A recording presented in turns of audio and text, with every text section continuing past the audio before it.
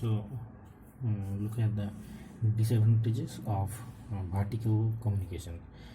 Number one, the delay in process. So the number disadvantages of vertical communication is the delay in process. The vertical communications is maintained within a chain of command.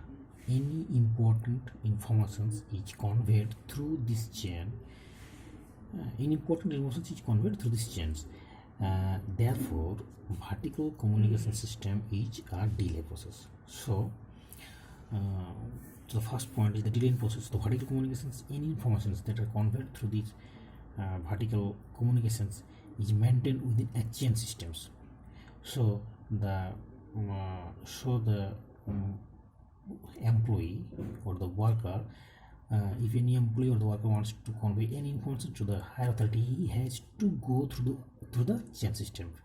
He will not able to meet to the authority directly. So it is a delay process. Number one, two, distortions of informations. So the informations may be distorted by the employees to maintain lengthy channel. So through these communications, informations may lose its originality. So now distortions, the informations may be distorted by the employees to maintain lengthy channel. So here it means the informations may be distorted because the informations that come from the higher authority to the employee, he has to maintain a channel. So in between the information may be distorted.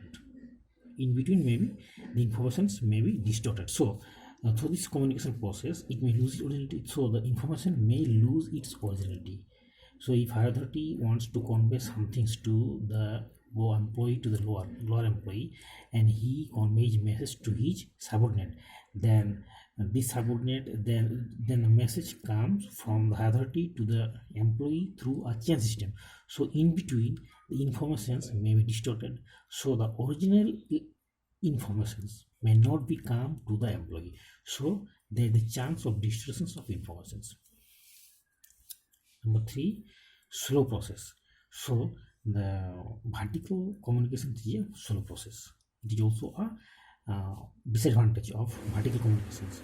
Vertical communications is a slow process because the information has to pass through a chain from higher authority to worker, or the worker to the higher authority. So it is slow process because vertical communications is information has to pass through a chain from higher authority to worker, or the worker to the higher authority. So the information has to go through a chain systems to its destinations, So it's a slow process. If a worker wants to give some report of the wants to convey a report to the higher authority, he has to go through a chain systems.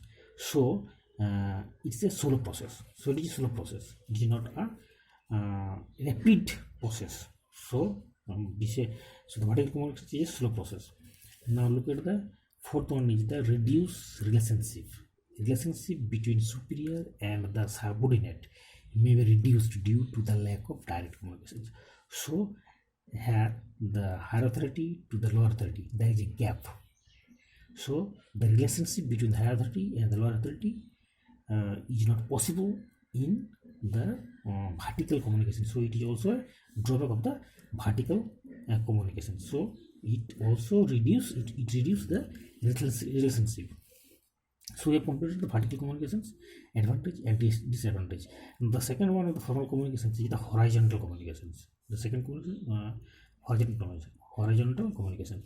So look here, the horizontal communications is the transmissions of information between people, divisions, departments, or units within the same level of organizational hierarchy. So it is a transmission of information between the same level of organizational hierarchy. So it may be the general manager of the product, the communication between the general manager of the product as well as the marketing manager. So the same level of hierarchy. So each communication is the same level of hierarchy. Horizontal communication normally involves coordinating informations and allows people with the same rank in an organization to cooperate. So horizontal communication normally involves coordinating the informations and allows people within the same rank in organizations to cooperate. So the any informations, any things, the same level of people communicate with each other and works together.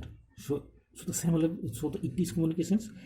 This communication involves the same level or same rank of people in a particular organization, and they communicate with each other.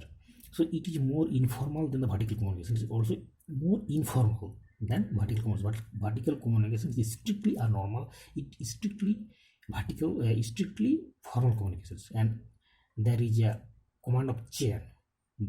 So here in horizontal communications, the communications takes place between the same level of people, same level of people. So it's also less formal than vertical communications. There are some advantages of horizontal communications. So number one, reduce misunderstanding. So the first advantages of you may say the horizontal communication is reduce misunderstanding. Horizontal communication helps to reduce possible misunderstanding and conflict through the conversations of the same level of employees. So the horizontal communication reduce misunderstanding. How? Because the same level of people communicate with each other, and they can easily reduce their misunderstanding regarding informations. So if a general manager of the marketing department, if has any confusion, he or she easily communicate with the finance department of the general manager of the finance department, so he or she can reduce or clear his misunderstanding. So it easily reduce misunderstanding. So the horizontal communication reduce misunderstanding. Now the second point is the advantages of horizontal communication is the strength group effort. So horizontal communication helps to reduce conflict, differences in opinion, and establishes consensus to strengthen group effort and team spirit in the organization. So it also strengthens the group effort. The horizontal communication helps to reduce the conflict by communicate the people of the same rank and reduce the misunderstanding. In this way, the group effort, that is the group effort and the team spirit of the in the organizations will be strengthened.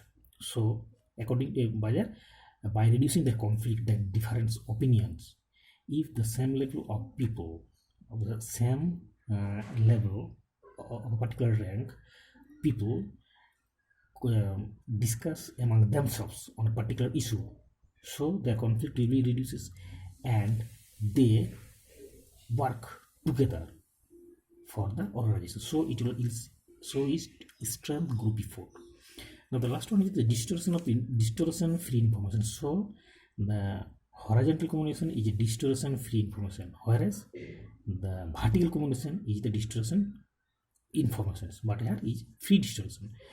So there is no possibility of distortions of information in horizontal communication, as the information is exchanged directly, because there is no possibility of distortions of informations in the horizontal communications, because the same level of people communicate with each other directly, whereas in vertical communications the worker direct cannot communicate with other people, so he has to go through a process. But here the same level of people, same level of people, same rank, in the sense that the manager of the marketing manager as well as the marketing manager, you may say the marketing manager here, marketing manager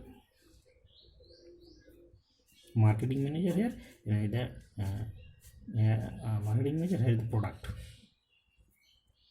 product. So these two are the same rank. Here is your manager, here is your department is different. So there are same rank of the people. So same rank of the people communicate with each other. So here is distortions free informations. So there is no chance of distortions in the informations in horizontal communications. So it is also a advantages of horizontal communications. Thank you.